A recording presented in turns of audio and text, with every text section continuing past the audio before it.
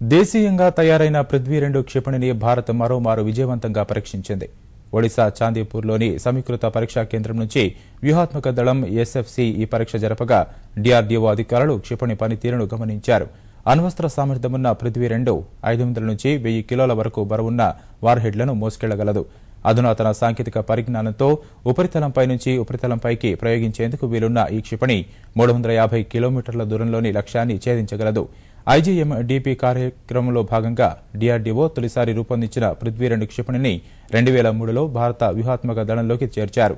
తాజాగా జరిపిన పరీక్షలతో ఈ క్షిపణి సామర్థ్యంపై రక్షణ శాఖ అధికారులు పూర్తి విశ్వాసం వ్యక్తం చేస్తున్నారు.